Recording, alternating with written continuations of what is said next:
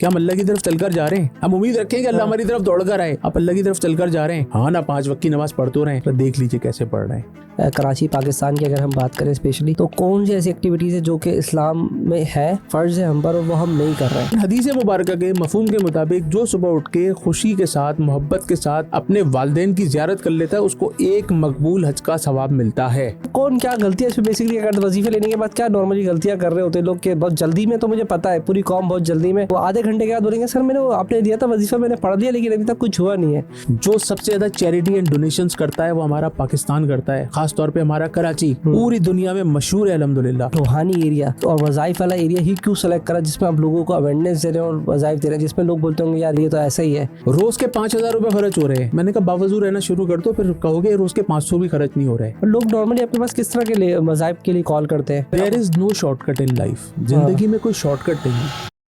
अस्सलामुअलैकुम दोस्तों, उम्मीद है आप सब लोग खैरियत से होंगे। Welcome back to my YouTube channel gain with Tahseen. आज का जो हमारा टॉपिक है वो रूहानी इलाज और वज़ाइफ है। आज के जो हमारे गेस्ट हैं वो आगा मिनाज हैं, जिनको आपने देखा होगा डिफरेंट चैनल्स पे, PTV, आज न्यूज़, ATV, A+ TV, जियो, तकरीबन मैंने सारे चैनल्स पे इनको देखा है। क्या काम कर रहे हैं? स्पिरिचुअली लोगों की हेल्प आउट करते हैं, वज़ाइफ बताते हैं। इसके अलावा इनका जो ताल्लुक है वो इलेक्ट्रॉनिक मीडिया के साथ है। इंग्लिश वर्ड्स में जो लोग आजकल यूज़ करते हैं हीलिंग, तो ये हीलिंग भी करा के लोगों को देते हैं। ये सारी चीज़ें हम इनसे डिस्कस करने जा रहे हैं कि रूहानी इलाज क्या होता है, हीलिंग क्या होता है, इनका ताल्लुक इलेक्ट्रॉनिक मीडिया से इतना ज़्यादा क्यों आया है, इतने सारे चैनल्स पे क्यों आ रहा है, क्या लोगों के साथ बहुत ज़्यादा मसाइल हैं, क्या लोगों की शादियाँ नहीं हो रही हैं, क्या शादी के ज़्यादा वज़ाइफ का मसला आता है, या लोगों को नौकरी नहीं मिल रही है, या लोग मुल्क छोड़ के जाना चाहते हैं तो उसके वजीफ़े क्या होते हैं। ये सारी बातें आज मैं इनसे डिस्कस करने जा रहा हूँ। चलिए आइए मिलते हैं। अस्सलाम वालेकुम, कैसे हैं आप? अल्हम्दुलिल्लाह, वालेकुम अस्सलाम व रहमतुल्लाहि व बरकातहू। बहुत खूबसूरत माशाल्लाह पॉडकास्ट का सिस्टम है यहाँ पे, और मैंने यहाँ पे विज़िट किया, मुझे सब कुछ बहुत अच्छा लगा माशाल्लाह। बहुत एक्सपर्टीज़ आपकी नज़र आ रही है, एक एक चीज़ पे निकल के माशाल्लाह तहसीन भाई नज़र आ रहे हैं। अल्हम्दुलिल्लाह, आपका पूरा स्टाफ, आपका पूरा ऑफिस, आपका पूरा सिस्टम, अल्लाह ताला इस पे बरकत अता फरमाए। अच्छा, इस पे भी हम बात करेंगे जो आपने सिस्टम देखा। और दूसरा तो एक ये सवाल था कि आप इतने सारे प्रोफेशनल लोग, इसके अंदर बहुत ज़्यादा कॉम्प्लिकेशंस भी है, कुछ लोग इसको सही समझते हैं, कुछ लोग गलत समझते हैं, तो व्हाई डिड यू सेलेक्ट कि आपने इतना रूहानी एरिया ही और वज़ाइफ वाला एरिया ही क्यों सेलेक्ट करा जिसमें आप लोगों को अवेयरनेस दे रहे हैं और वज़ाइफ दे रहे हैं, जिसमें लोग बोलते होंगे यार ये है, यार ये तो ऐसा ही है, तो इतना कॉम्प्लिकेटेड एरिया आपने क्यों सेलेक्ट किया? दुनिया का कोई भी काम आसान नहीं होता, हर काम मुश्किल है। जो आप यहाँ पे कर रहे हैं ये भी बहुत मुश्किल काम है, तो कोई भी काम आसान नहीं। इसमें नेगेटिव फीडबैक नहीं आता ना, आपके वाले में नेगेटिव फीडबैक आएगा। ये हर काम में नेगेटिव फीडबैक आता है। पॉलिटिशियंस में नहीं आता, फौज में नहीं आता, पुलिस में नहीं आता। जो लोग ये काम कर रहे हैं, NGOs बनाए हुए काम कर रहे हैं, उसमें भी तो आता है, सब में आता है। हर काम का कुछ नेगेटिव है, हर काम का कुछ पॉजिटिव है। मैंने ये एरिया कुछ जानबूझ के सेलेक्ट किया। मैं ये बनना नहीं चाहता था, मैं नहीं चाहता था मैं स्पिरिचुअल हीलर बनूं। मेरे ख़ानदान में कोई पीर नहीं है, कोई मुर्शिद नहीं है, मेरे ख़ानदान में कोई बाबा नहीं गुजरे, मेरे ख़ानदान में किसी का मज़ार नहीं है, मेरे 4 फादर्स में भी कोई पीर का, मुर्शिद का सिस्टम है ही नहीं। हम लोग बेसिकली ज्वेलर्स लोग हैं, और हमारी पूरी फैमिली ज्वेलरी बिजनेस से रिलेटेड है। और बस होता है कि मैं अपना रूहानी इलाज कराने के लिए किसी अच्छे इंसान के पास चला गया था। मुझे कुछ प्रॉब्लम्स थी लाइफ में, कुछ रोज़ी रोज़गार के प्रॉब्लम्स थे, कुछ मामला थे मेरे साथ, बहुत छोटे मोटे से थे, मुझे इतना उसका इदराक नहीं था।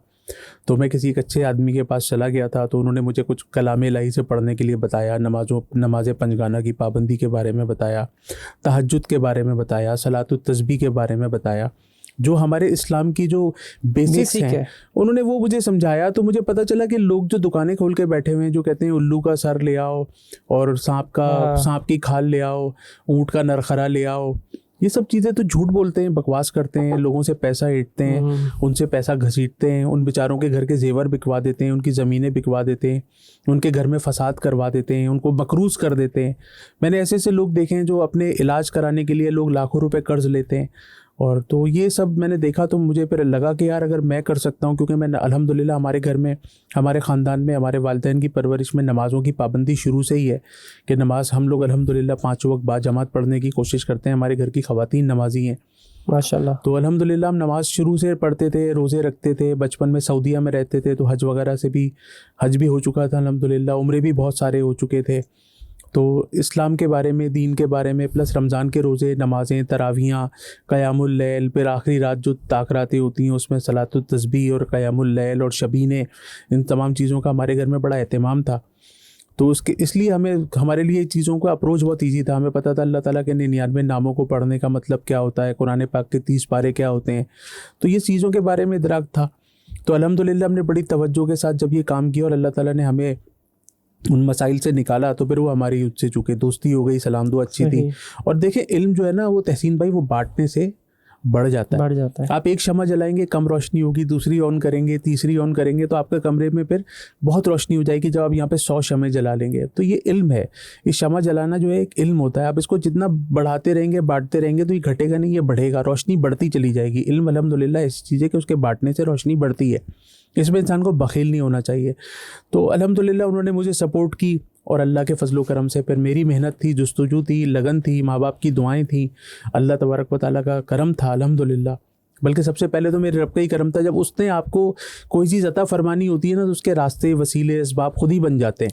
अल्लाह ताला ने मुझे उस परेशानी में डाला ही शायद इसी वजह से था कि मैं फिर अपने उन दोस्त के पास, उन उस्ताद मोहतरम के पास, उन बुज़ुर्ग के पास जाऊं, जाके उनसे पढ़ने के लिए कुछ लूँ, मैं पढ़ूँ, मेरा काम हो जाए और उसके बाद फिर मैं उनसे मांगूँ और वो मुझे अता कर दें, दे दें।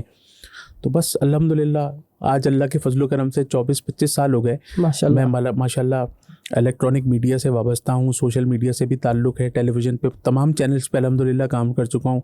और लोग अल्हम्दुलिल्लाह मुझे मदऊ इसीलिए करते हैं कि मैं वहाँ जाऊँ और जाके टेलीविज़न पे बैठ के बड़ी रमज़ान ट्रांसमिशन में, मॉर्निंग शोज़ में जाके फिर औराद वज़ाइफ़ और वजीफ़े बताऊँ। मेरा अपना स्काइप का एक सिस्टम है, मेरा क्लिनिक स्काइप के ऊपर है जिसका लिंक आगा मिनहाज के नाम से। लोग उस पर आके मुझसे ऑनलाइन हीलिंग लेते हैं, दम कराते हैं, मुझसे वजीफ़े पूछते हैं, मैं कुरान और सुन्नत के हिसाब से उनको गाइड करता हूँ, वही वजीफ़े बताता हूँ, आदि से मुबारका के हिसाब से वज़ाइफ़ उनको बताता हूँ।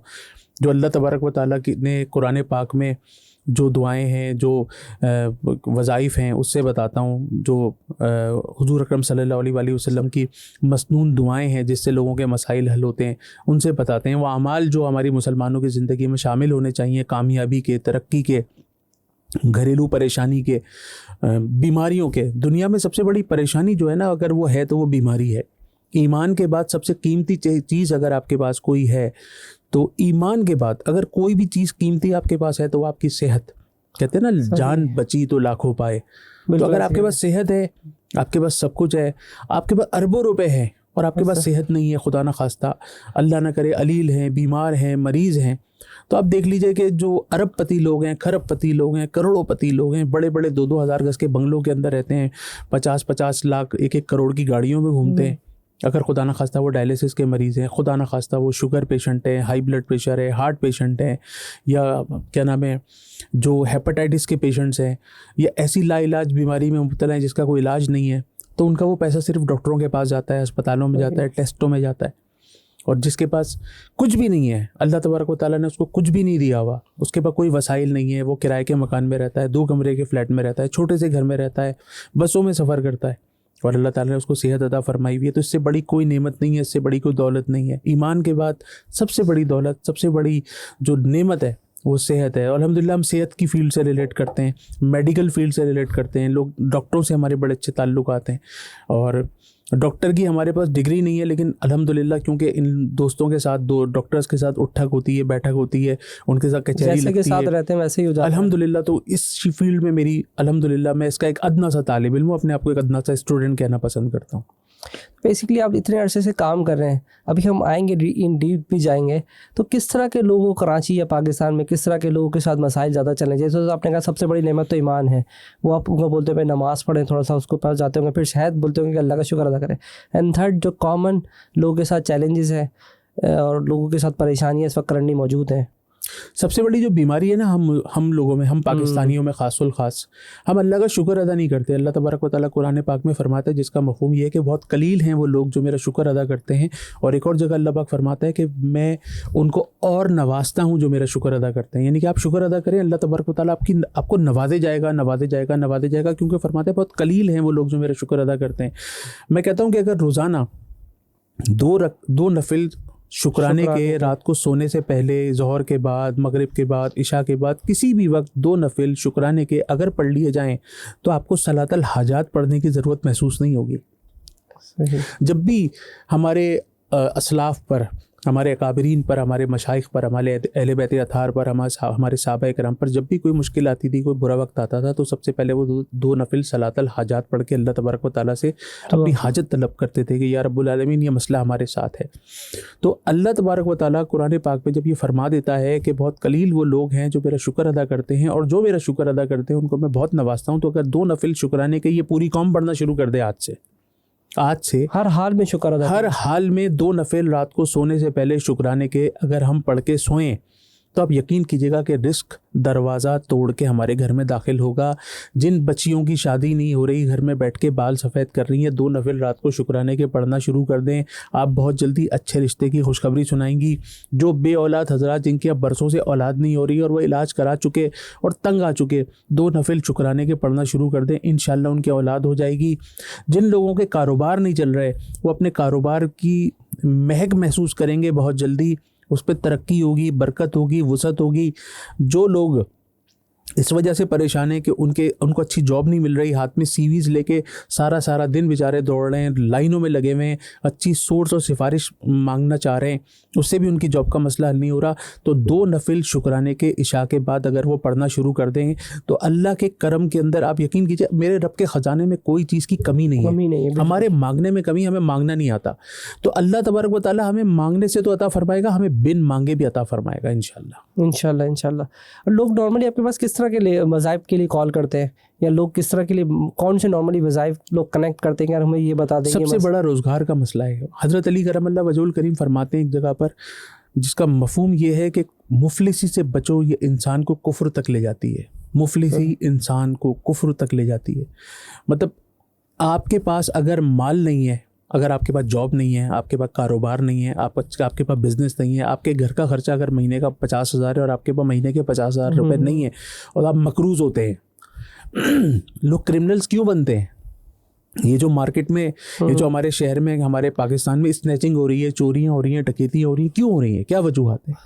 लोगों के अखराजात पूरे नहीं हो रहे, लोगों की ज़रूरतें पूरी नहीं हो रही, महंगाई का दौर जो है वो उरूज पर है, तो लोग मुफलिसी के लिए कॉल करते हैं कि हम मकरूज़ हैं, कोई ऐसा वजीफ़ा जिससे हमारा कर्ज उतर जाए, कोई ऐसा वजीफ़ा जिससे हमारा बिजनेस चल पड़े, कोई ऐसा वजीफ़ा जिससे हमारी नौकरी लग जाए, कोई ऐसा, क्योंकि हम वसत की तरफ जा रहे हैं। कोई ऐसा वजीफ़ा नहीं जिससे बिजली का बिल कम आ जाए। हाँ, ये सबसे बड़ा वजीफ़ा है कि अल्लाह तबारक व तआला उनके दिलों को नरम फरमाए।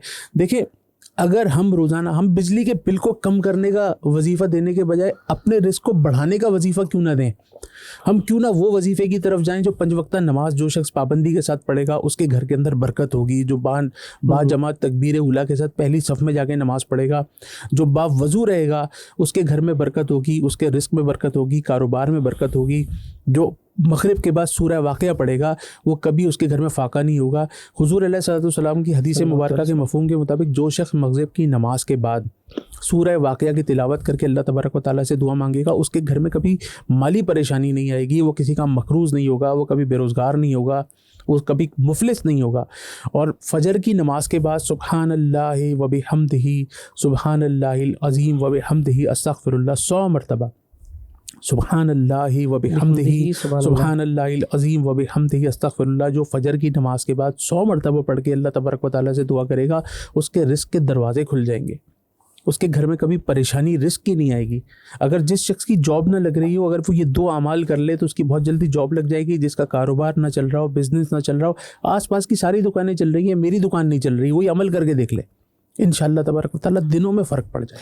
लेकिन इससे पहले उसको फजर के लिए भी तो उठना पड़ेगा, ये भी तो एक मसला है। जी, 5 वारा नमाज की पाबंदी तो ज़रूरी है ना। ये तो मतलब मरने के बाद जो सबसे पहला सवाल है वो सवाल है ही नमाज का। तो नमाज तो 5 गाना पढ़नी ही पढ़नी है हर हालत में। ये तो किसी सूरत में माफ़ी नहीं है। खड़े होके नहीं पढ़ सकते तो बैठ कर पढ़ो, बैठ के नहीं पढ़ सकते लेट के पढ़ो, लेट के नहीं पढ़ सकते इशारे से पढ़ो। ये किसी सूरत में किसी हाल में नमाज तो माफ़ है ही नहीं। अच्छा, ऐसे कौन सी चीज़ें हैं जो आप नॉर्मली कहते हैं कि एज अ मुस्लिम, हम मुसलमान तो हैं लेकिन हमारी एक्टिविटीज़ अभी ये नहीं है, जैसे हमारा बहुत कम, अगर लोगों से मैंने जनरली सवाल किया तो बोलते हैं यार मेरी 3 पढ़ता हूँ, 4 पढ़ता हूँ, 5 तो बहुत कम निकलता है। और 80 to 20% लोग फजर की ही आगे पीछे कर रहे होते हैं क्योंकि वो सोते 2-3, हमारा एक कल्चर बिल्ड हुआ 2-3। तो ऐसी कॉमनली आपने देखा एक्टिविटीज़ कौन सी हैं जनरली हमारे कराची पाकिस्तान की अगर हम बात करें स्पेशली, तो कौन सी ऐसी एक्टिविटीज़ है जो कि इस्लाम में है, फ़र्ज़ है हम पर और वो हम नहीं कर रहे हैं? रातों को देर तक जागना, मुस्तकिल मोबाइल के आगे बैठे रहना, 24 घंटे सोशल मीडिया के ऊपर एक्टिव रहना, रातों को देर देर तक फिल्में देखना। साइंस ये कहती है कि 6 से 8 घंटे रोज़ाना सोना आपके लिए इंतहा से ज़्यादा ज़रूरी है। 6 से 8 घंटे की नींद लेना ज़रूरी है।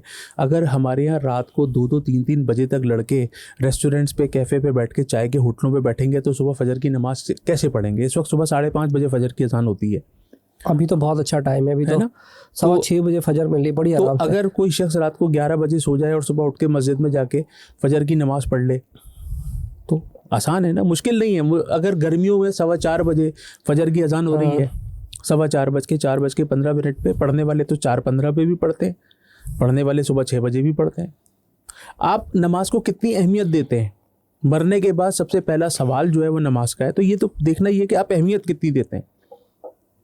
यानी ये इंपॉर्टेंस अगर ज़िंदगी के अंदर है तो आप खुद ही खुद स्टार्ट कर देंगे, अदरवाइज तो फिर आप सोचते ही रहेंगे। 7 साल की उम्र पे अगर आपका बच्चा, आपका लड़का, आपका बेटा अगर प्यार मोहब्बत से नमाज नहीं पढ़ रहा तो उस पर सख्ती करके नमाज पढ़ाओ। ये हदीस मुबारक का मफहूम है कि 7 साल के बच्चे को आप सख्ती से, 10 साल के बच्चे को आप सख्ती से कह के नमाज पढ़ा सकते हैं। सख्ती से मतलब थोड़ा सा मार के, थोड़ा सा डांट के। इतना सख्त हुक्म कहीं है? नहीं है, बिल्कुल नहीं है, बिल्कुल सही कह रहे हैं। अभी अगर आप लोगों को समझाते हैं, ठीक है, मतलब मैंने देखा काफ़ी अवेयरनेस भी फैला रहे हैं कि इस तरह से कर लें। कुछ लोग कर भी रहे होंगे, कुछ लोग नहीं करें। तो लोगों को अभी आप क्या, लोगों के पास क्या, ऑनलाइन लोगों आपको क्या फीडबैक देते हैं, कमेंट देते होंगे कि यार ये ऐसी बस बिला वजह का कर रहा है, इसको छोड़ो यार, क्या है इसमें, कुछ नहीं रखा। इसमें नमाज में नहीं, जैसे मैं आपको कह रहा हूँ वज़ाइफ के ऊपर, क्योंकि इसमें भी तो आते हैं। देखिए हमारे पास तो हर किस्म के लोग आते हैं ना। हमारे पास अच्छे से अच्छे और बुरे से बुरे, नेक से नेक, बद से बद, बूढ़े जवान, बच्चे, औरतें, मर्द, हर किस्म के लोग आते हैं। सारे इलेक्ट्रॉनिक मीडिया पे एक वक्त गुजर गया, सोशल मीडिया पे एक वक्त गुजर गया, और अल्हम्दुलिल्लाह स्काइप के ऊपर पूरी दुनिया से लोग कनेक्ट होते हैं। तो लोग ये कहते हैं कि जी मैं वज़ाइफ को नहीं मानता। तो भाई ना मानो, आपकी मर्ज़ी, मैंने तो आपके पीछे नहीं आ रहा। लेकिन मैं वज़ाइफ किसी को नहीं दे रहा, मैं थोड़ी दे रहा हूँ ये वज़ाइफ। जो 6 आयात शिफा, जो कुरान पाक में शिफा से रिलेटेड 6 आयात हैं, जिनको आप डाउनलोड कर सकते हैं कि डाउनलोड 6 आयात शिफा गूगल पे, और आपके पास 6 आयात शिफा जब आ जाती हैं तो वो आप किसी भी मर्ज़ के लिए हर नमाज के बाद 11 मरतबा पढ़ के पानी दम करके पीते हैं तो वो आपके हर बीमारी का इलाज है। सूरह फातिहा, जिसको सूरह शिफा भी कहा जाता है, उसके अंदर वो शिफा से रिलेटेड है, वो हर बीमारी के लिए अक्सीर है। तो ये अल्लाह तबारक व तआला के जो 99 नाम हैं उसमें या रहमानो है, या सलामो है, तो ये सारे जो नाम इस्तेमाल होते हैं अल्लाह तबारक व तआला के, या बिस्मिल्लाह रहमान रहीम का वजीफ़ा, ये सारी चीज़ें अल्लाह ताला ने और अल्लाह के रसूल ने उम्मत को तालीम कर दी। सही है ना? तो ये मैं नहीं दे रहा। सूरह फलक और सूरह नास जो है हर किस्म की नजर बद के लिए, जादू के लिए मैंने नहीं दी है, अल्लाह के रसूल सल्लल्लाहु अलैहि वसल्लम तालीम फरमा के गए। जब उन पे जादू करने की कोशिश की गई तो हज़रत अली करमल्लाहु वजहुल करीम को जब भेजा गया, आप तशरीफ़ लेके गए, आप कुएं में उतरे, आपने एक भारी पत्थर को हटाया, वहाँ से हुजूर अकरम सल्लल्लाहु अलैहि वसल्लम की कंगी मुबारक मिली, जिसमें हुजूर अलैहिस्सलातु वस्सलाम के मुँह मुबारक, उनके बाल मुबारक को गिठा बांध के लपेटा गया था। तो एक एक गिरा खोलते गए और उस पर वो सूरह फलक और सूरह नास पढ़ते गए, और वो जो जादू करने की कोशिश की गई थी उम्मत को तालीम देने के लिए, वो अल्हम्दुलिल्लाह ख़त्म हुआ। तो ये हमारा काम तो बात को आगे बढ़ाना है। हर मुसलमान का काम बात को आगे बढ़ाना है। जो उसके पास है वो कोई भी एक अच्छी बात आगे बढ़ाए, कोई भी एक अच्छी हदीस, कोई भी एक अच्छी तालीम आगे बढ़ाए, as a messenger, as a मुबल्लिग, अम्रो बिल मारूफ व नही अनिल मुनकर करे, यानी कि नेकी का हुक्म करे और बुराई से रोके। जो मस्जिद के पेश इमाम हैं वो भी हाथ में किताब लेके यही करते हैं, जो मुबल्लिगीन हैं वो भी यही करते हैं, हम भी किसी सूरत में यही काम करते हैं। लेकिन हमारे काम करने का तरीका शिफा से रिलेटेड है, लोगों की परेशानियों से रिलेटेड है। यानी कि स्पेशली आप एक आध एरिया में काम कर रहे हैं कि ताकि लोगों की परेशानी, उसकी तकलीफ़ अगर है तो उसको कुछ आप स्पेसिफिक उसको सर्च ना करना पड़े, ताकि वो आपसे कनेक्ट करके आप उसको एक पर्टिकुलर वजीफ़ा देते हैं। उस स्टूडेंट जो कि स्टूडेंट बेस भी होंगे वो भी डेफिनेटली आपके साथ कनेक्ट करते होंगे, उनको किस तरह के मसाइल ज़्यादातर आते हैं, वो आपसे कनेक्ट करते हैं? इम्तिहान में कामयाबी के वजीफ़े बता दीजिए। इम्तिहान में कामयाबी का वजीफ़ा कोई वजीफ़ा नहीं, इम्तिहान में कामयाबी का वजीफ़ा दिल लगाकर मेहनत करना है। आपका सुबह पेपर है और आप रात को मेरे पास आए मुझे इम्तिहान में, और आपने पूरे साल कुछ पढ़ा नहीं है, तो आप वजीफ़े से कामयाब नहीं होंगे। अल्लाह चाहे तो कर भी दे, लेकिन अल्लाह तबारक को चाहे तो कर दे ना। आप पूरे साल कुछ ना पढ़ें, इम्तिहान से एक हफ्ते पहले आप जो है ना वो सूरह बकरा पढ़ना शुरू कर दें, तो क्या आप पास हो जाएंगे? हो सकते हैं अल्लाह के इख्तियार में, मगर होंगे नहीं, क्योंकि सिस्टम है ना, उस पूरा सिस्टम को सिस्टम। तो फॉलो करना है। आपने 2,000 रुपये महीना अपने स्कूल की फीस दी, 10,000 की किताबें खरीदी, 15,000 का यूनिफॉर्म, बैग और जूते वूते लिए, आपकी ट्रांसपोर्ट वगैरह, आपकी सारी चीज़ें आपके माँ बाप ने आपके ऊपर बड़ी मुश्किल से इन्वेस्ट किया। पूरे साल आप पढ़े, फिर आपने ट्यूशन्स भी नहीं, और पूरे साल आपने पढ़ के नहीं दिया।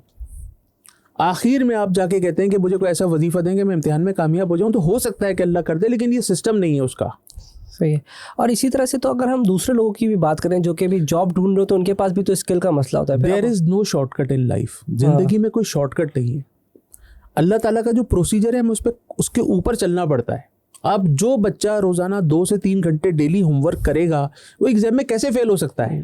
बिल्कुल ऐसे ही है। आपके पास 12 महीने होते हैं पढ़ने के, इम्तिहान का निकाल दो तो 11 महीने होते हैं पढ़ने के, उसमें समर वेकेशन 2 महीने की, विंटर वेकेशन 15 दिन की, ये 2.5 महीने तो ऐसे होते हैं कि आपका अगर आप पूरे साल ना पढ़े, उन 2.5 महीनों में पढ़ लें, तब भी आप पास हो जाएंगे। पास हो जाएंगे। कभी बिटकॉइन वाले आए कि भाई मेरे जो ट्रांजेक्शन, मेरे पास अल्हम्दुलिल्लाह हर कोई आता है, और मैंने किसी को भगाया नहीं आज तक, जाओ यार ये नहीं हो सकता। तो बिटकॉइन वालों को क्या वजीफा देते हैं या क्या सजेशन देते हैं कि इतने बजे लगा दे बिट, ये वाला हिसाब किताब से? नहीं, मैं कामयाबी के वजीफे बताता हूँ, तरक्की के वजीफे बताता हूँ, बरकत के वजीफे बताता हूँ, क्योंकि हमारी कौम जो है ना, वो कसरत के पीछे दौड़ रही है, बरकत के पीछे नहीं दौड़ रही। कसरत होती है इतनी, बरकत होती है इतनी। कसरत के पीछे हम लोग दौड़ रहे हैं, बरकत के पीछे नहीं दौड़ रहे। बरकत इतनी सी होती है ना, इतनी सी, आपकी जेब में 1,000 रुपये पड़े और उसमें बरकत वाले ना खर्च ही नहीं हो रहे, नहीं होते हो, ऐसा ही होता है। बरकत के ज़कात दी हुई है आपने, अपने सारे खैरात दी हुई है, फितरा दिया हुआ है, किसी का दिल नहीं दुखाया हुआ, खून पसीने की कमाई है, मेहनत करके 1,000 रुपये कमाए, ख़त्म नहीं हो रहे। लाख रुपए हराम के किसी तरह खुदा ना खास्ता किसी ने कमा लिए, सुबह आएंगे शाम में, इजी मनी है ना, सुबह आए शाम में ख़त्म, पता भी नहीं, और गलत जगह जाएंगे, अल्लाह ना करे, हॉस्पिटल्स में चले जाएंगे, तावान में चले जाएंगे, एक्सीडेंट के केस में चले जाएंगे। बिल्कुल ऐसा ही है। और वो अगर कभी कभार हमें लगता भी नहीं यार इस 1,000 रुपये का हमने खाना खा लिया, फिर वो खाना निकलने में इतना मसला करता है कि आपको फिर जी बाद में पता चलता है कि यार वो आपको बाजार लग रहा होता है कि अभी तो आपको। तहसीन भाई, कसरत के पीछे ना दौड़ें, बरकत के पीछे दौड़ें, अल्लाह से हमेशा उसका रहमत का सवाल करें, उसके फजलो करम का सवाल करें। एक तो आपने तरीका बताया कि डेली नफिल तो पढ़ें, ठीक है, और उसके अलावा 5 नमाज पढ़ें, लाजमी फ़र्ज है, टाइम के साथ पढ़ें, कज़ा ना करें, कोशिश करें। वज़ाइफ की बात आएगी, लेकिन पहले ये प्रायोरिटीज़ है। ये तो बेसिक वज़ाइफ है। सबसे पहले वजीफ़ा क्या है? ज़िंदगी का सबसे अहम तरीन वजीफ़ा, वज़ाइफ में सबसे पहला वजीफ़ा। अगर आपके घर में आपके वालिदैन हयात हैं तो रोज़ाना सुबह उठकर उनकी ज़ियारत करना, मोहब्बत के साथ उनको देखना, उनका अदब करना, उनके हाथ चूमना, उनसे सर पे हाथ फिरवाना, ये सबसे बड़ा वजीफ़ा है। 40 दिन का हज जो पाकिस्तान से हम करने के लिए जाते हैं, जिसको हज जो फ़र्ज़ है, उसके ऊपर जिसकी जेब में माल हो, वो हज जो फ़र्ज़ है, जिसके बाद 40 दिन का मुशक्क़त वाला ये हमारा अमल है, जिसके अंदर ये वो फ़र्ज़ है जिसमें हमें मुशक्क़त करनी भी और पैसा भी लगता है, मुशक्क़त भी करते हैं। और 40 दिन के बाद हमें नहीं पता होता कि अल्लाह तबारक व तआला ने ये फ़र्ज़ हमारा अपनी बारगाह में कबूल फरमाया या नहीं फरमाया। बिल्कुल ऐसा ही है। लेकिन हदीस मुबारक के मफ़हूम के मुताबिक जो सुबह उठ के खुशी के साथ, मोहब्बत के साथ अपने वालिदैन की ज़ियारत कर लेता है, उसको एक मकबूल हज का सवाब मिलता है। माशाल्लाह। अगर आपने कबूल हज है, मकबूल हज का सवाब, अगर आप रोज़ाना सुबह उठकर अपने वालिदैन की मोहब्बत के साथ ज़ियारत कर लें, तो अगर साल में 365 दिन है तो आपको 365 हज का मकबूल हज का सवाब मिलता है। ये इससे बड़ा कौन सा वजीफा होगा? कोई भी वजीफा। पूरी ज़िंदगी में आपने पैसा जोड़ के 10 लाख, 15 लाख, 20 लाख, 40 लाख का हज करने के लिए गए, जितना इस्तिताद आपकी थी उतना महंगा आपने हज किया, आपको नहीं पता ये अल्लाह की बारगाह में कबूल हुआ या नहीं हुआ। लेकिन सुबह आपने अपने वालिदैन की ज़ियारत की, दस बोसी की, कदम बोसी की, उनकी दुआएं ली, आपका हज अल्लाह की बारगाह में मकबूल हो गया। 100% कबूल है, 100%। और इससे बड़ा क्या वजीफा है? वो अक्सर कहते हैं ना, माँ की दुआ हुआ आ गई तो फिर तो वैसे ही आपके बहुत। माँ की दुआ तो जन्नत की हवा है। बिल्कुल, माँ की दुआ जन्नत की हवा, और बाप जो है उसकी दुआ अपनी औलाद के लिए ऐसी जैसे नबी की दुआ उम्मती के लिए। कोई नबी अगर अपनी उम्मत के लिए दुआ करेगा तो बाप की दुआ अपनी औलाद के लिए ये माने और मफहूम रखती है, ये हकीकत है उसकी। तो सबसे बड़ा वजीफ़ा है, ये वजीफ़े छोड़ के, सबसे बड़ा वजीफ़ा छोड़ के हम दूसरे वजीफ़ों की तरफ जाते हैं। भाई 5 वक्त की जो शख्स नमाज पढ़ ले, इससे बड़ा क्या वजीफ़ा होगा? बिल्कुल ऐसे ही है। 5 वक्त अगर कोई भी शख्स बावजू रहे तो इससे बड़ा क्या वजीफा है। हमारे यहाँ तो सबसे बड़ा मसला है पाकी नापाकी का। हमारे यहाँ 99% लोगों को तो वजू और गुस्ल का ही नहीं पता। बिल्कुल सही। जब तक आपका गुस्ल नहीं होगा, जब तक आपका वजू नहीं होगा, जब तक आपका वजू नहीं होगा, जब तक आपकी नमाज नहीं होगी, जब तक आपकी नमाज नहीं होगी, जब तक आपकी दुआ कैसे अल्लाह तबारक व तआला कबूल करेगा। बिल्कुल ऐसा ही है। तो लोगों को उनके गुस्ल ठीक करने चाहिए। आप जिस अकीदे से, जिस मकतब फ़िक्र से आप ताल्लुक़ रखते हैं, सबसे पहले आप अपना गुस्ल ठीक करें, आप अपना वज़ू ठीक करें। उसके बाद आप नमाज़ों को सही तलफ़्फ़ुज़ के साथ अदा करें। नमाज के जो ज़ेर ज़बर पेश हैं उसको पढ़ें। कहते हैं ना, हाथ बांधे खड़े हैं सफ़ में, सब अपने अपने ख़याल में हैं। इमाम मस्जिद से कोई पूछे नमाज किसको पढ़ा रहा है। आपने 2 रकत नमाज पढ़ी, अगर आपसे कोई पूछे कि यार ये पहली रकत में सूरह फातिहा के बाद आपने कौन सी सूरह पढ़ेगी, उस बेचारे को यकीन माने याद नहीं होता। बहुत अक्सर तो देखा 2 जगह में ख्यालात बहुत आते हैं, एक तो वॉशरूम में या फिर हम नमाज पढ़ने गए होते हैं। हाँ। अरे यार वो मुझे ख्याल आया था जब मैं नमाज पढ़ने जी। तो ये मतलब सुबहान रब्बियल अजीम, ये 3 मरतबा आपने रुकू में पढ़ना है। आपको सामने कोई भी शख्स नमाज पढ़ रहा हो तो जब वो रुकू में जाए आप फ़ौरन बैठ के 3 मरतबा सुबहान रब्बियल अजीम पढ़ें। अब एक दफ़ा पढ़ेंगे उसके 3 हो जाएंगे, वो खड़ा भी हो जाएगा। मैं इस तरह बहुत नोटिस करता हूँ, यार ये 3 मरतबा सुबहान रब्बियल आला तो इसने नहीं पढ़ा। मैंने तो पढ़ा सुबहान रब्बियल आला 3 मरतबा, तो जितनी दफ़ा मैंने 3 दफ़ा पढ़ा वो उठ के दूसरा भी कर चुका था। इसका मतलब उसको सजदा करना नहीं आता। इसका मतलब वो इतना तेज़ पढ़ रहा है कि वो उसके मानी और मफहूम ही चेंज हो रहे हैं। ज़ेर ज़बर पेश की गलतियाँ हैं। तो वो सूरह फातिहा कैसी पढ़ रहा होगा, वो आयतुल कुर्सी कैसी पढ़ रहा होगा, वो चारों कुल कैसे पढ़ रहा होगा। हाँ, यही चीज़ अगर आप अपने स्कूल में कैम्ब्रिज सिस्टम में करके बताइए, गलती आप करके दिखाएं। आप अपनी CV लिखते हुए गलतियाँ करें, आप अपने बॉस के सामने इस तरह जाएं, आप अंग्रेज़ी बोलने में करें ये काम, आप अमेरिकन एम्बेसी में इंटरव्यू करने के लिए जाएं फिर करें इस तरह की बात। इंग्लिश में करके देखें, जो गलतियां आप अरबी में कर रहे हैं वो आप अंग्रेज़ी में करके देखें, वो आपको सीट से भगा देगा। लेकिन अल्लाह की ज़ात देखें, आप इतनी बुरी नमाज़ें पढ़ते हैं, इतनी गलतियों भरी नमाज़ें पढ़ते हैं, सुबह आपकी आँख भी खुलती है, आपको सुबह चाय पराठे का, अंडे पराठे का नाश्ता भी मिलता है, दोपहर में खाना, आपको दोपहर का खाना मिलता है, आपको शाम में हाई टी मिलती है, आपको रात का खाना मिलता है, आपको बेहतरीन गाड़ी मिली हुई है, उसमें पेट्रोल भी डला हुआ है, आपके बच्चे अच्छे अंग्रेज़ी स्कूल में भी जा रहे हैं, आपके घर में 3 टाइम चिकन मटन भी पक रहा है, माशरे में आपको इज्जत भी मिली हुई है, और आपकी नमाज कैसी है। मेरा परवरदिगार कितना बड़ा रहमान है, कितना बड़ा रहीम है। सब कुछ करने के बावजूद वो नवाजे जा रहा है, नवाजे ही जा रहा है वो। और वो कहता है तुम मेरी तरफ चलकर आते हो, मैं तुम्हारी तरफ दौड़ कर जाता हूँ। तो क्या हम अल्लाह की तरफ चलकर जा रहे हैं? बस एक सवाल अपने आप से पूछ लेना, इस कौम से पूछ रहा हूँ मैं जो जिस पॉडकास्ट को देख रही है, क्या हम अल्लाह की तरफ चलकर जा रहे हैं? हम उम्मीद रखें कि अल्लाह हमारी तरफ दौड़ कर आए। आप अल्लाह की तरफ चलकर जा रहे हैं? हाँ ना, 5 वक्त की नमाज़ पढ़ते हो रहे हैं, तो देख लीजिए कैसे पढ़ रहे हैं, वज़ू देख लीजिए कैसे कर रहे हैं, देख लीजिए कि आपके पड़ोस में कोई भूखा तो नहीं है। आप अभी बिरयानी खा के बैठे हुए हैं, कहीं ये तो नहीं कि बराबर में उसके घर में पतली सी दाल पक्की हुई हो जो जेल में बनती है, कंकर वाली, ऐसा तो नहीं है।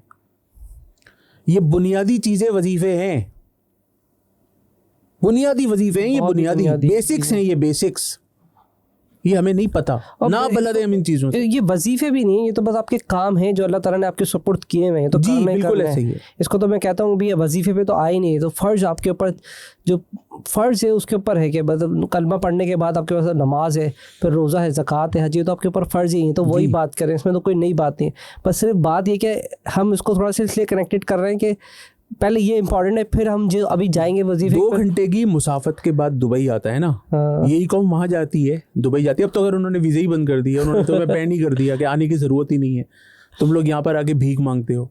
उन 25-30% लोगों की वजह से 70% ज़रूरतमंद लोग भी अब दुबई UAE नहीं जा सकते। सऊदीया के अंदर भी हम बदनाम हो चुके हैं कि वहाँ पे हमारे यहाँ से बहुत बेगर्स आते हैं। तो वहाँ पे जाके जो हम जैसे लोग हैं वो जाके वहाँ पे डिसिप्लिन्ड हो जाते हैं, जो यहाँ सिग्नल तोड़ते हैं वहाँ सिग्नल की पाबंदी कर रहे होते हैं, नहीं तोड़ रहे होते। तो मतलब ये क्यों है? इसलिए कि माशरा बनता है माशरा बनाने वालों से। सही। यहाँ पे कोई सिग्नल तोड़ देता है तो मैं कहता हूँ क्यों तोड़ा? कहने लगा सिग्नल नहीं तोड़ता तो कोई आके स्नैच कर लेता। रात के 12 बजे अगर मैं सिग्नल नहीं तोड़ता तो बराबर में से कोई आता, मेरे सर के ऊपर यहाँ रखता, मेरे साथ मोबाइल लेके चला जाता। ऐसा ही यहाँ पे लोग डर के सिग्नल तोड़ रहे हैं। हर आदमी यहाँ पे खिलाफ वर्जी नहीं कर रहा कानून की, लोग करना चाहते हैं। मगर लॉ एंड ऑर्डर की सिचुएशन ही यहाँ पर इस तरह की है पूरे पाकिस्तान में, बिलखुसूस हमारे कराची में, कि लोग बहुत परेशान हैं, कंफ्यूज्ड हैं। तो इस परेशानी को अपने आप को रिलैक्स करने का भी तो आप कहते हैं ना मैं हीलिंग भी करा रहा हूँ, तो अपने आप को कैसे हील करेंगे? मतलब है ठीक है, पूरा माशरा तो सही नहीं कर सकते हम। मेडिटेशन, मुराकबा। तो वो कैसे करनी चाहिए? सबसे बेहतरीन मुराकबा नमाज है। मुराकबा क्या है? फोकस्ड। आप सारी चीजों से आजाद होके अल्लाह की जात में गुम हो गए। ये तो ध्यान बढ़ जाता है बार बार बीच में, ये तो शैतान कैसे फोकस करे? कोई आइडिया दें। शैतान से लड़ने ही तो फोकस है कि जब अल्लाह तबारक व तआला की तरफ आपकी तवज्जो मबजूल होगी। कभी कभार तो ऐसा होता है नमाज खत्म हो गया, अच्छा सलाम हो गया, अच्छा हाँ ये होता है। ये ईमान की निशानी है, ये परेशानी की बात नहीं है, ये ईमान की निशानी है। किस जगह पे डकैती पड़ती है? जिस जगह पर माल होता है वहाँ चोरी होती है, जहाँ पे माल होता है वहीं डकैती होती है, वहीं रॉबरी होती है, जहाँ पे जेब में पैसा होता है वहीं स्नैचिंग होती है। जब आप ईमान की हालत में खड़े होकर अल्लाह की तरफ तवज्जो मबजूल करके नमाज कायम करते हैं, और जब नमाज पढ़ रहे होते हैं तो आपका ध्यान भटकाने के लिए शैतान आके वहाँ पे आपको डिस्ट्रैक्ट करने की कोशिश करता है। बिल्कुल वो ईमान की निशानी है, तो उसको उसमें परेशान होने की बात, खुशी की बात है कि अल्हम्दुलिल्लाह मेरे नमाज पढ़ने से इसको तकलीफ हो रही है। और जब आप अपनी फोकस्ड हो जाएंगे, मज़ीद फोकस्ड हो जाएंगे और मज़ीद अपनी उस तरफ तवज्जो मबसूल करेंगे, तो अल्लाह तबारक व तआला जो है वो आपको अपनी तरफ खींच लेगा। मतलब परेशानी में जो आपकी बात से समझा, परेशान होने की बात नहीं, क्योंकि अक्सर मेरे साथ भी ऐसा होता है कि मैं बैठा हूँ और पूरी 5-4 रकात सलाम हो गया, अच्छा यार ये तो ईशा की नमाज़ ख़त्म हो गई है, सलाम होने के बाद होश में आया कि पता नहीं क्या सोच रहे। कहते हैं कि जब आपको कैसे पता लगे कि आपकी फजर की नमाज कबूल हो गई थी या ज़ोहर की नमाज कबूल हो गई थी, तो फरमाया कि जब आपको असर का इंतज़ार हो तो समझ लीजिए कि आपकी ज़ोहर की नमाज कबूल हो गई थी। जब आपको मगरिब का इंतज़ार हो तो समझ लीजिए कि असर कबूल हो गई थी। कितनी बड़ी बात है, माशाल्लाह। मैं इंतज़ार कर रहा हूँ कि आज जल्दी से मगरिब की अजान हो तो मैं जाके फ़ौरन मस्जिद में नमाज़ पढ़ूँ। सही है, मैं वज़ू करके इंतज़ार में बैठा हूँ, यार इशा का वक्त होने वाला है, यार मैं अभी कोई कमिटमेंट नहीं कर सकता, इशा पढ़ के जाऊँगा जहाँ भी जाऊँगा। जैसे अभी आपसे बात चल रही थी, मैंने कहा था रुक जाए यार, मैंने आपको भी कॉल करके कहा था, मैंने कहा असर आने वाली है यार अभी। तो ज़ोहर आपकी कबूल की, अल्लाह की बारगाह में आपकी ज़ोहर कबूल हुई। देखो आदत और इबादत में सिर्फ नुक्ते का फ़र्क है। ऐन अलिफ दाल ता, आदत हो गया, आदत। ऐन अलिफ दाल और ते क्या हो गया? आदत। नीचे लगा दो नुक्ता, क्या हो गया? इबादत हो गया। आदत बना लो, इबादत खुद ही बन जाएगी। बिल्कुल ऐसे। आदत बना लो, पहले आदत डालो। हाँ सिर्फ जाना, नुक्ता खुद ही लग जाएगा, अल्लाह लगाएगा नुक्ता, आप सिर्फ आदत डालो। अच्छा चलें, इस पे एक थोड़ा सा ज़्यादातर एक फोकस एरिया है, नमाज पे भी हम बात करते हैं। फजर में लोगों को बहुत ज़्यादा परेशानी है, तो कोई ऐसा तरीका कि हील करें हम अपने आप को, कि सोचें। जैसे आप, मुझे बहुत अच्छा लगा कि आपने कहा मैं हीलिंग करता हूँ, क्योंकि गुरु का तरीका है ना, वो हील कराते हैं। तो ठीक है, अभी हम वज़ाइफ बताएं या हील का तरीका बताएं कि फजर की नमाज में ज़रा फोकस हो जाए। कभी कपड़ा थोड़ा डाल मडोल सर, मैं इस बात को नहीं मानता। जब रमज़ान का महीना होता है तो आप मुझे बताएं फजर की में मस्जिदों में कितना रश सहरी करनी होती है ना, मतलब पूरा दिन भूखा रहना पड़ेगा। नहीं, सहरी भी मैंने देखे, सहरी की भी एक सुन्नत रसूल है और इसकी हदीस मुबारक है कि इसको किया करो, इसमें बरकत है। लेकिन बहुत सारे लोग ऐसे हैं जो सहरी 12 बजे करके सो जाते हैं। मैं ऐसे लोगों को जानता हूँ जो सुबह 9 बजे जिनको जाना होता है वो 12 बजे 1 बजे सहरी करके सो जाते हैं, सुबह उठते हैं फजर में और फजर के बाद फिर कुरान पाक की तिलावत करते हैं और जाते हैं। देखें, जिसको सुबह उठना होता है अल्लाह तबारक व तआला उसकी मदद फरमाता है। मैं एक अजीब सी मिसाल है, मुझे नहीं देनी चाहिए, लेकिन मैं आप एक अच्छा फ्रेंकली माहौल है तो मैं दे रहा हूँ। अगर आपको पता चले सुबह आप जिस मस्जिद में नमाज़ पढ़ेंगे आपको वहाँ 500 रुपये रोज़ाना मिलेंगे, यहाँ पे आपने सलाम फेरा 500 रुपये आपको आगे दे के जाएगा, मैं नहीं समझता कि कोई सुबह फजर की नमाज में नहीं उठेगा। सब उठेंगे ना। या फ्लाइट का उसका आसान तरीका होता है कि जब फ्लाइट थोड़ा वैल्यू बढ़ाए ना, कि यार आपकी 1.5 लाख रुपए की फ़्लाइट है, सुबह 5 बजे, अब 2 घंटे पहले उठ जाएंगे ना। तो ये मैं इसको इतना अहमियत, टेंशन रहती है, कितनी टेंशन रहती है यार। जब इंसान पे बुरा वक्त आता है ना तो वो 5 वक्त की नमाज़ें तकबीर उला के साथ पहली सफ के अंदर पढ़ रहा होता है। हाँ, ये मैंने बड़ा नोट। और जब वक्त निकल जाता है तो वो फिर एक वक्त ईशा वो जुमा भी नहीं पढ़ रहा होता, तहज्जुद भी पढ़ रहा होता है ना। वो बुरा वक्त है तो पढ़ रहा है। अच्छा, मैं इसको भी अच्छा गिनता हूँ कि एक आजमाइश अल्लाह के करीब कर दे आपको, एक आजमाइश वो जो आपको अल्लाह के करीब कर दे। एक बुरा वक्त आता है, लोग मैखाने चले जाते हैं, बुरी आदतों का शिकार हो जाते हैं, नशे में पड़ जाते हैं, फजूल राहों के मुसाफिर बन जाते हैं, गलत गैदरिंग्स को पकड़ लेते हैं, बुरा वक्त है।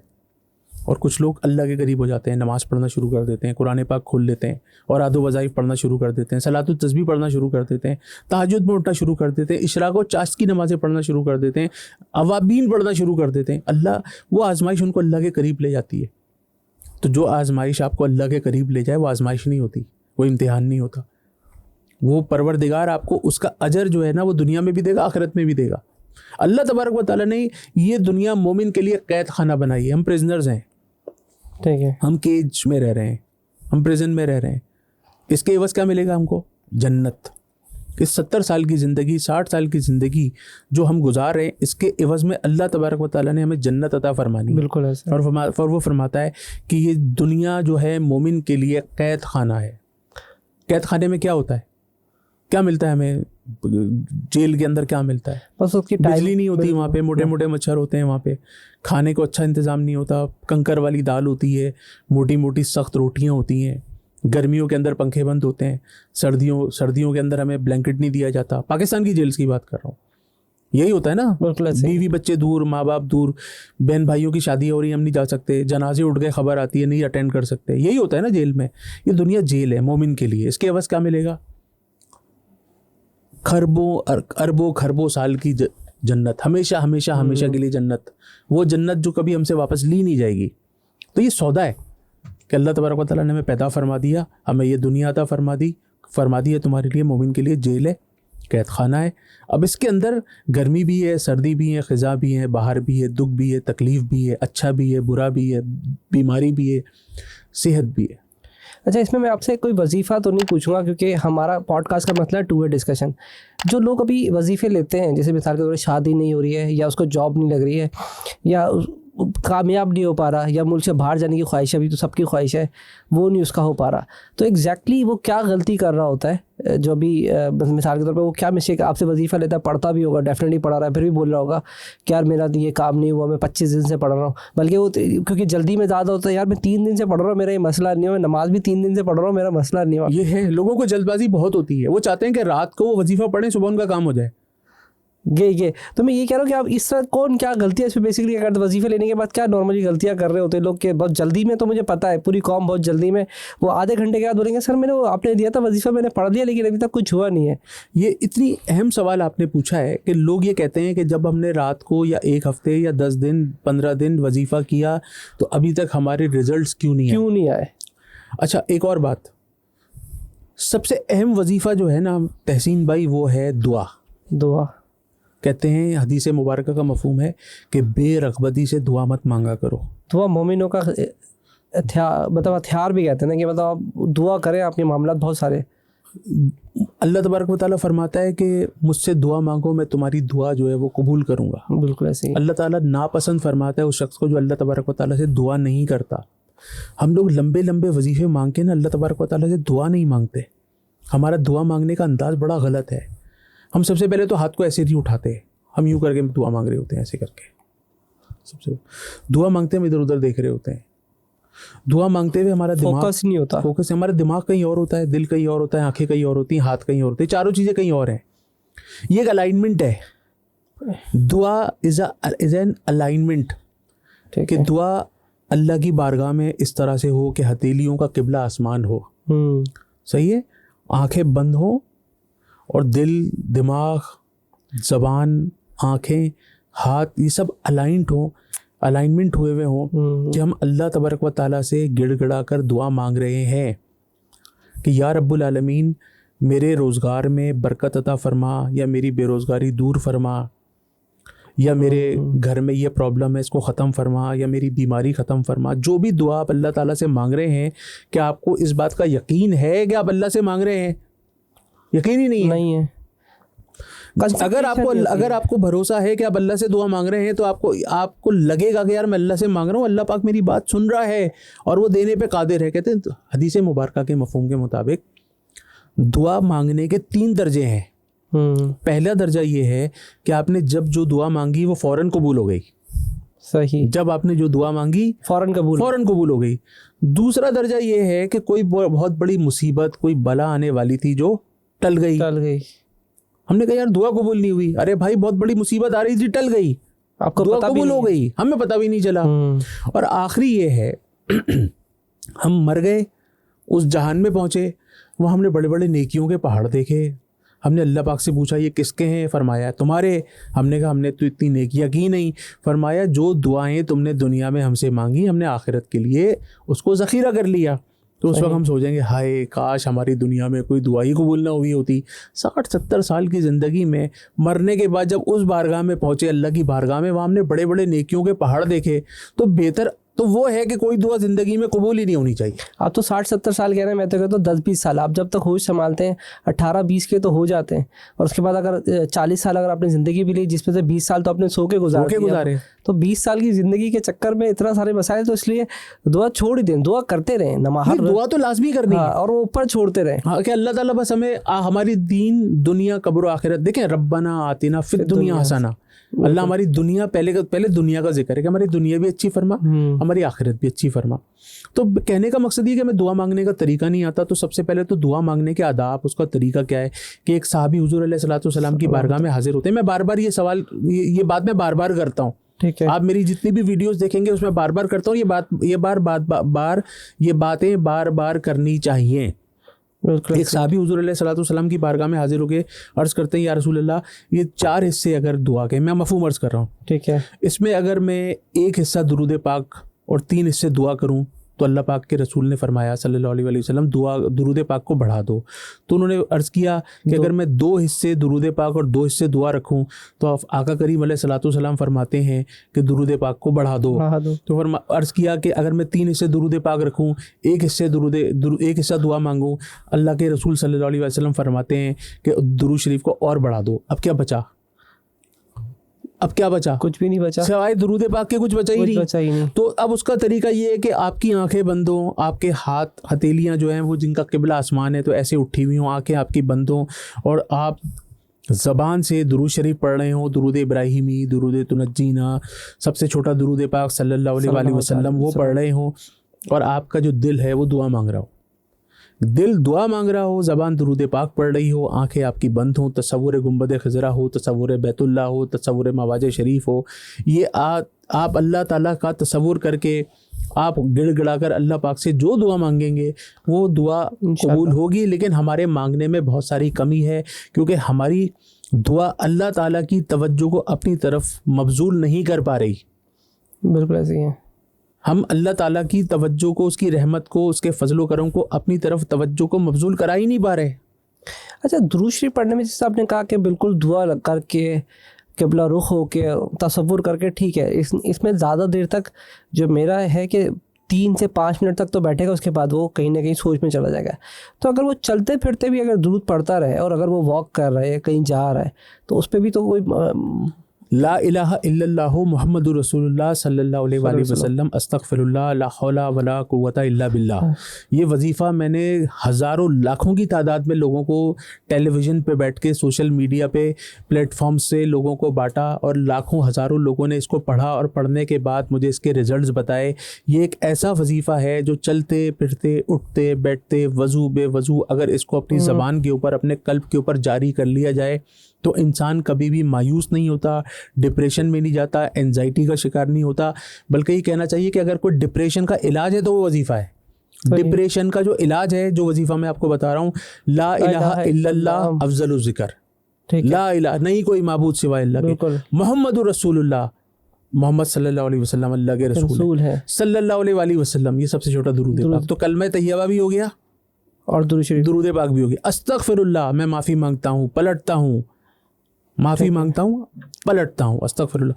ला हौला वला कुव्वता इल्ला बिल्लाह, ये जन्नत की, ये ला हौला वला कुव्वता इल्ला बिल्लाह, ये जन्नत की उन नेमतों में से एक नेमत है जो दुनिया में अता फरमाई गई है। ये जन्नत की नेमत है जो दुनिया में है। ला हौला वला कुव्वता इल्ला बिल्लाह, जो एक मरतबा पढ़े ला हौला वला कुव्वता इल्ला बिल्लाह, उसके 90 मसाइल हल हो जाते हैं। उसमें सबसे छोटा जो मसला हल होता है वो है गम।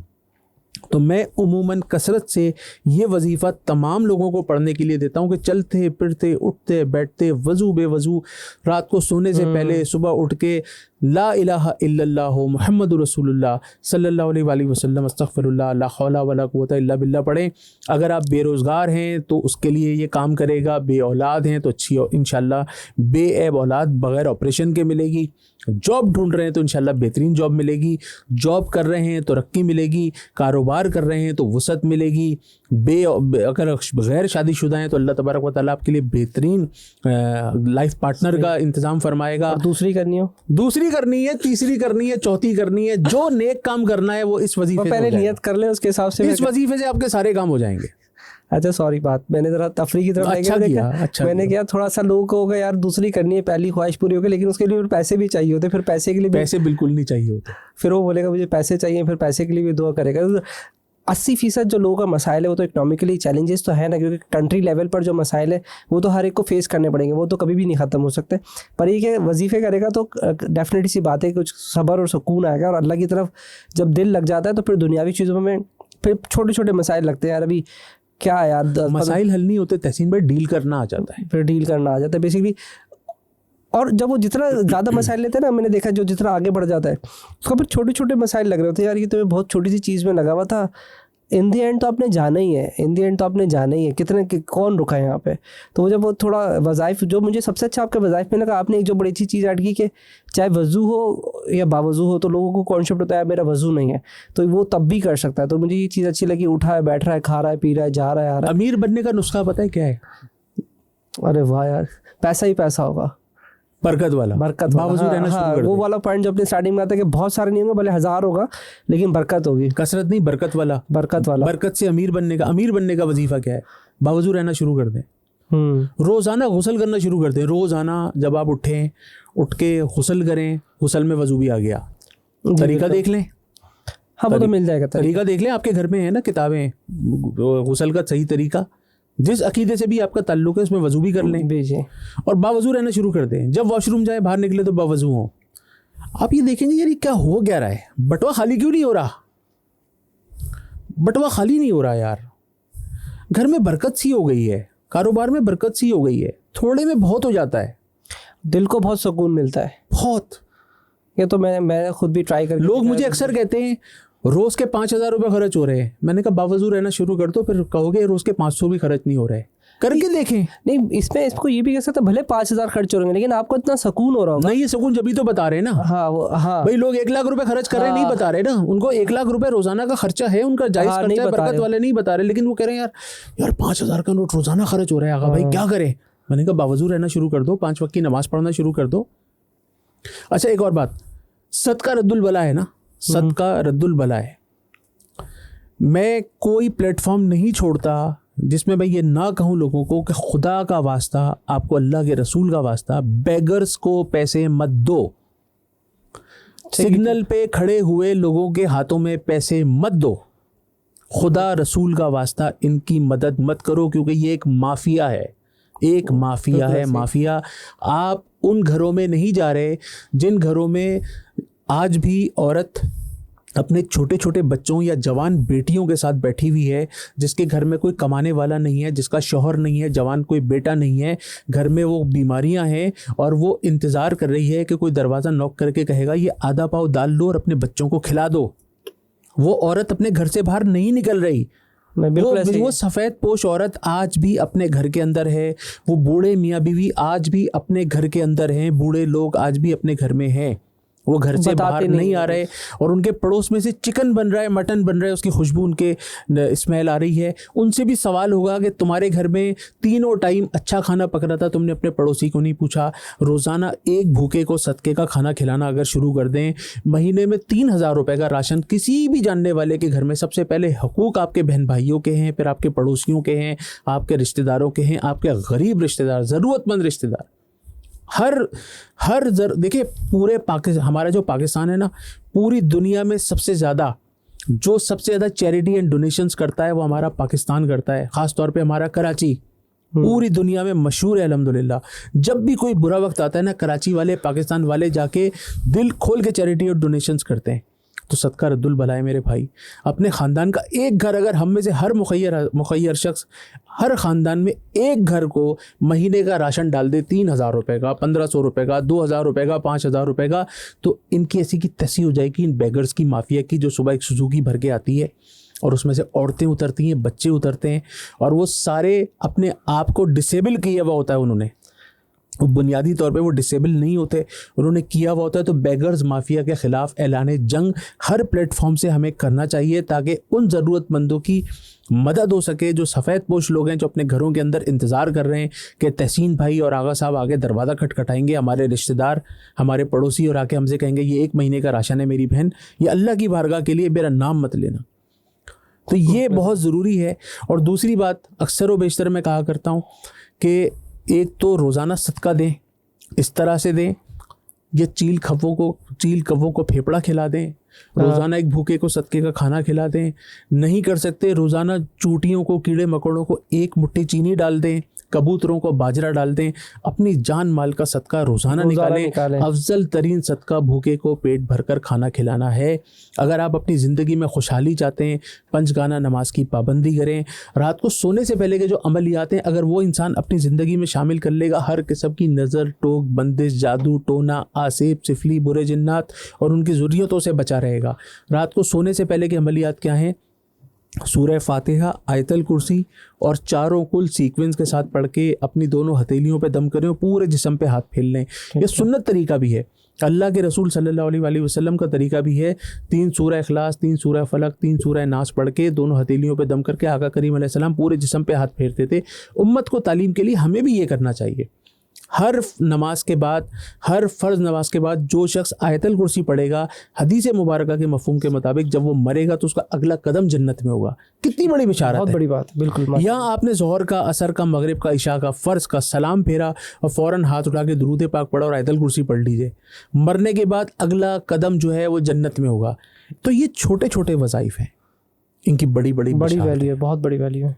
थोड़ा समराइज़ की तरफ करते हैं क्योंकि बहुत ज़्यादा रैंडम डिस्कशन हुई है।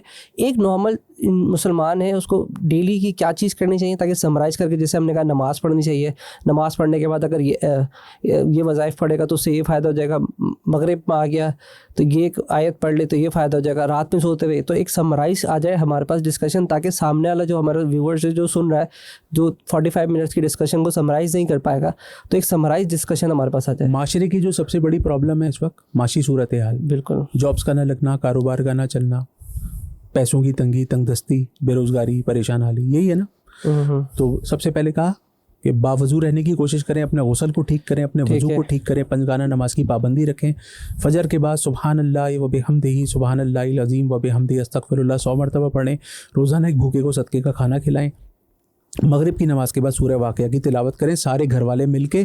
तो इंशाअल्लाह दिनों के अंदर माशी तंगदस्ती, परेशानी, बेरोज़गारी, तरक्की ना होना, कारोबार का ना चलना, ये चीज़ों से इंशाअल्लाह। दूसरा मसला हमारे यहाँ सबसे बड़ा, हमारे पूरे पाकिस्तान में, हमारे कराची में, क्योंकि मेरा कनेक्शन अल्हम्दुलिल्लाह सब जगह, लड़कियों के अच्छे रिश्तों का ना आना सबसे बड़ा मसला है।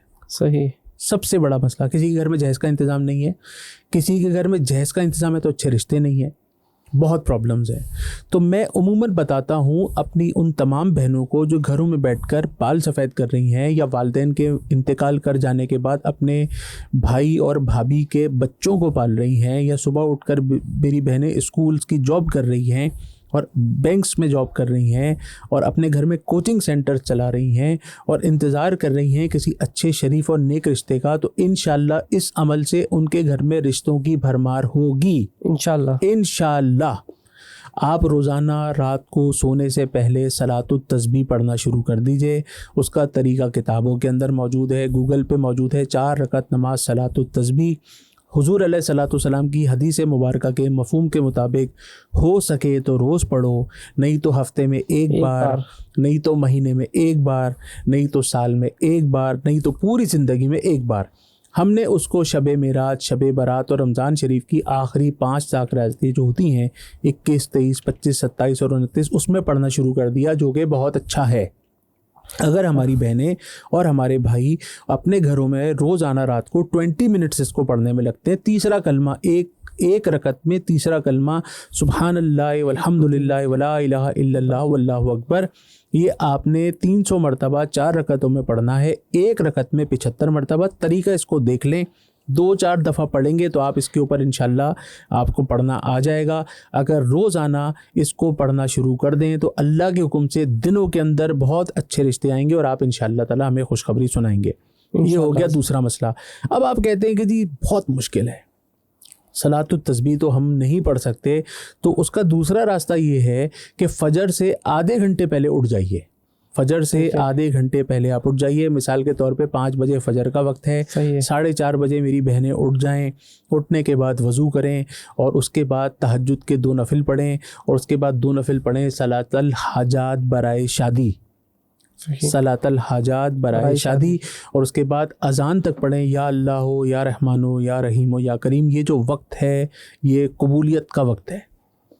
रमज़ान शरीफ में 2 वक्त कबूलियत हैं, एक सहर और एक इफ्तार। तो आम दिनों के अंदर जब पूरी दुनिया सो रही होती है और घटा टोप अंधेरा होता है और थोड़ी देर में जो है वो वक्त होने वाला होता है अज़ान फ़जर का, वो आप तहज्जुद पढ़ के बैठे हैं, आप 2 नफिल अल्लाह की बारगाह में सलातल हाजात बराए शादी या बराए निकाह पढ़ के बैठे हैं, तो अल्लाह तबारक व तआला की जो रहमतें हैं वो आसमान के ऊपर छमाछम जो है वो निदाएं लग रही हैं कि है कोई मांगने वाला, है कोई दुआएं मांगने वाला, है कोई मग़फ़िरत का तालिब। तो उस वक्त अगर आप बैठ के या अल्लाह हो या रहमान हो या रहीम हो या करीम, या अल्लाह हो या रहमान हो या रहीम हो या करीम पढ़ना शुरू कर दें और उसके बाद अल्लाह ताला से गिड़गिड़ा के अच्छे रिश्तों का सवाल करें तो जल्दी खुशखबरियाँ सुनाएंगे। तीसरी चीज़ है औलाद का नाफरमान होना। हमारे यहाँ हमारे माशरे में औलादें बहुत बुरी तरह से बिगड़ रही हैं, इनको संभालना बहुत ज़्यादा ज़रूरी है। आज से 20 साल के बाद, मैं ये अक्सर व बेशतर कहता हूँ कि आज से 20 साल के बाद जो हमारे मुल्क पाकिस्तान का जो बीमार होगा उसकी आँखों के ऊपर मोटे मोटे चश्मे लगे होंगे। 20 साल के बाद जो हमारा डॉक्टर होगा वो जब सर्जरी करेगा तो मोटे मोटे चश्मे लगा के करेगा। 20 साल के बाद जो हमारा इंजीनियर होगा जो बिल्डिंग्स बनाएगा उसकी आंखों के ऊपर भी मोटे मोटे चश्मे लगे होंगे। उसकी वजह ये है कि आज हमारी जो बहनें हैं, जो हमारे घरेलू घर की ख़वातीन हैं, उन्होंने अपने बच्चों को पहले मेड्स के हवाले कर दिया करते थे, आज उन्होंने अपने बच्चों के हाथ में टैबलेट्स दे दिए हैं, गैजेट्स दे दिए हैं और उसके ऊपर वो पबजी टाइप के गेम्स लगा देते हैं। वो बच्चा 5 साल का, 7 साल का, 9 साल की उम्र में मोटा सा चश्मा लगा लेता है और उसके हाथ में गैजेट्स होते हैं। आपने उसके हाथ में कुरान पाक नहीं दिया, आपने उसको नमाज़ों का पाबंद नहीं बनाया, आपने उसको उठाकर दीन का इल्म नहीं दिया, आपने उसको उठा के हाथ में कोई स्कूल की किताब भी नहीं थमाई, आपने उसको उसकी क्लास की, उसके निसाब की किताब भी नहीं थमाई, आपने उसको उठा के गैजेट दे दिया। अब जिस बच्चे की 7 साल की उम्र में जिस बच्चे के हाथ में गैजेट होगा, आप मुझे बताएं कि 20 साल की बाद उसकी आंखों के ऊपर मोटा वाला चश्मा नहीं होगा? डेफिनेटली। तो हम कहें कि पाकिस्तान का जो मुस्तकबिल है 20 साल के बाद निस्फ नाबीना होगा, तो इस बात में क्या गलत है? बिल्कुल भी गलत नहीं है, सही होगा। तो अपनी औलाद को फर्मा बरदार बनाने का जो सबसे बेहतरीन तरीका है कि बच्चा आपका फर्मा बरदार रहे, तो जब भी आप नमाज़ पढ़ें उसको मस्जिद में अपने साथ लेके जाएं। मेरी बहनें जब घर में नमाज़ पढ़ें तो अपने बच्चों को अपने साथ खड़े होकर नमाज़ पढ़ाएं। रोज़ाना 1 पेज कुरान पाक की उनको तिलावत कराएं और रोज़ाना उनको 1 मरतबा सूरह फातिहा, आयतल कुर्सी और चारों कुल सीक्वेंस के साथ सूरह काफिरून, सूरह इखलास, सूरह फलक, सूरह नास पढ़ के बच्चों को दम करें और दम किया हुआ पानी पिलाएं। ये आदत अपने बच्चों पे डालें। रोज़ाना अपने वालिदैन को दम करें, अपने शौहर को दम करें, अपने बच्चों को दम करें।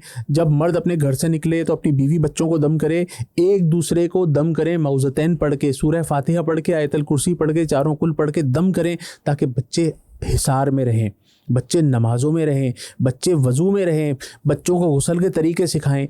जब आप बच्चों की तरबियत, बच्चों की घुट्टी के अंदर जब आप गैजेट्स निकाल के, पबजीज निकाल के, ये चीज़ें आप जब उनको डालेंगे, इंसर्ट करेंगे, तो आपके बच्चे जब जवान होंगे 20 साल के बाद तो आपके फर्माबरदार होंगे। बिल्कुल, उनकी दुनिया भी अच्छी होगी, उनकी आखिरत भी अच्छी होगी। तो ये बुनियादी तौर पे 3-4 चीज़ें हैं जो मैंने आपके साथ बैठ के इस पॉडकास्ट में गोशगुजार करने की कोशिश की अपने इन तमाम व्यूवर्स को, कि अपनी ज़िंदगी का जो वजीफ़ा है वो आपके अपने बिस्तर से शुरू होता है, अपने कमरे से शुरू होता है। बाथरूम जाने से पहले कौन सा वजीफ़ा पढ़ते हैं, कौन सी दुआ पढ़ के बाथरूम जाते हैं? अल्लाहुम्मा इन्नी अऊज़ु बिका मिनल खुब्सी वल खबाइस। आप पनाह मांगते हैं शरीर जिन्नात और शरीर जिन्नियों से, क्योंकि वो उस बाथरूम के अंदर एग्जिस्ट करती हैं। जब आप बगैर दुआ मांगे, बगैर दुआ पढ़े, सुन्नत दुआ पढ़े वॉशरूम के अंदर चले जाते हैं तो फिर वहाँ के मामलात फिर आपके हिसाब से नहीं चलेंगे। आप खाना खाने से पहले बिस्मिल्लाहिर्रहमानिर्रहीम नहीं पढ़ते तो शैतान उस खाने में शामिल हो जाता है। और ये छोटी छोटी सी ये छोटी छोटी बुनियाद है, इसको छोड़ दिया है। इसको बुनियाद को छोड़कर अब हम लोगों के पास जाते हैं, हम पे जादू हो गया। वो कहते हैं अच्छा आप पे तो बड़ा ख़तरनाक जादू हो गया, सिफली हो गया, लाएं 5 लाख रुपए दे दें, आपका जादू काट देता हूँ। आप उनको 5 लाख रुपए दे के अपना जादू कटवाते हैं और वो कटेगा नहीं। जादू आपका आपके घर के अंदर कटेगा, वो आपको काट देता वो आपको काट देता है। तो ये है बुनियादी चीज़ें। वो आपको काट देता है, 5 लाख रुपए में आपका मसला हल नहीं होता और फिर आप इधर उधर जाते रहते हैं। बेसिक जो आपसे बात करके जो समराइज़ मैंने किया है वो ये है कि बेसिक आप अगर जो अल्लाह ताला ने अरकान दिए अगर उसी पे काम कर लें, नमाज करें, रोज़ा, ज़कात, हज करें तो इसी से, और सदका करें, तो ये वाले जो छोटे छोटे से पॉइंट्स हैं, और बिस्मिल्लाह पढ़ के खाना पीना शुरू कर दें, वॉशरूम में जाने की एहतियात है। सुबह थोड़ा सा जो कहा है कि नमाज से थोड़ा सा पहले फजर से उठ के छोटी सी इबादत कर लें, थोड़ा रात को थोड़ा शुक्राना, जब सोने लगे पूरा दिन गुजार लिया आपने तो थोड़ा सा शुक्र अल्लाह का अदा करें, तो बहुत सारे मसाइल आपके वैसे ही हल हो जाएंगे। अल्हम्दुलिल्लाह। और सारी चीज़ें तो हल नहीं होगी लेकिन कम से कम मुझे जितना आइडिया है कि आपका दिल में सुकून आ जाएगा अल्हम्दुलिल्लाह, तो इंशाल्लाह। क्योंकि पूरा माशरा तब आपकी दुआ से हो सकता है, अल्लाह ताला ने अगर इतनी बरकत दी तो सारा माशरा ठीक हो जाए। और अगर हम सब मिलकर दुआ करेंगे, लेकिन कम से कम आपको एक सुकून। जाते जाते एक आखिरी बात अर्ज़ करूं। जी बिल्कुल, मैं आखिरी मैसेज आपसे लेने ही वाला हूँ कि एक मैसेज जरूर दे। बिल्कुल, पाकिस्तान जो है ना हमारे बहुत बुरे हालात में है। पाकिस्तान जो हमारी माँ है, जिसको हम मादरे मिल्लत कहते हैं ना, ये हमारी माँ है, और ये इसके लिए हम दुआ नहीं करते, बिल्कुल दुआ नहीं करते। हमारे पास रोज़ के 60 सेकंड्स अगर पाकिस्तान को देते ना, 60 सेकंड्स रोज़ाना के 25 करोड़ की आबादी है पाकिस्तान की, 3 करोड़ की आबादी हमारे शहर कराची की। अगर ये पॉडकास्ट सुनने वाले जितने लोग हैं, अगर ये तहैया कर लें कि रोज़ाना 1 मिनट हमने सिर्फ पाकिस्तान को देना है, कि जिस तरह हमारी माँ बीमार होती है, हमारा बाप बीमार होता है, बीवी बच्चे बीमार होते हैं, हम खुद बीमार होते हैं, तो गिड़गिड़ा के अल्लाह से दुआ मांगते हैं ना। पाकिस्तान बीमार है, इसके लिए दुआ करनी चाहिए। रोज़ाना 25 करोड़ लोग 1-1 मिनट अगर अल्लाह की बारगाह में पहुँचाएंगे कि मालिक हमारे पाकिस्तान को ठीक कर दे, तो क्या नहीं होगा? बिल्कुल होगा। जा नहीं रही अल्लाह की बारगाह में। अल्लाह की बारगाह में रोज़ाना 25 करोड़ लोगों की दुआ नहीं जा रही, जा तो रही है, इस तरह से जा रही है। नहीं, इस तरह से जा रही है, ऐसे जानी चाहिए। नहीं है वो ऐसे भी जा रही है। हम अहदेदारान को गालियाँ दे के टाइम जाएगा, उनको गाली देने से बेहतर है कि आप दुआ के ऊपर अपना दुआ करें, क्योंकि देखिए दोनों इख्तियार आपके पास है, या तो बुराई करें या दुआ करें। तो वो जो बुराई कर रहे हैं उससे बेहतर है अल्लाह ताला इनको हिदायत अता फरमाए। तो अपनी डायरेक्शन आप सिर्फ पाकिस्तान के लिए दुआ मांग लें, अल्लाह तबारक व तआला आपकी दुआ कबूल फरमा रहे। और आप एक आज़ाद कौम है, अल्लाह तबारक व तआला हमको आज़ाद रखे, हमारे मुल्क की हिफाजत फरमाए। आमीन। बहुत बहुत शुक्रिया आगा साहब, आपका बहुत मज़ा आया आपसे बात करके। Thank you so much sir. जज़ाकल्लाह खैर। अल्लाह हाफ़िज़। अस्सलाम वालेकुम व रहमतुल्लाह।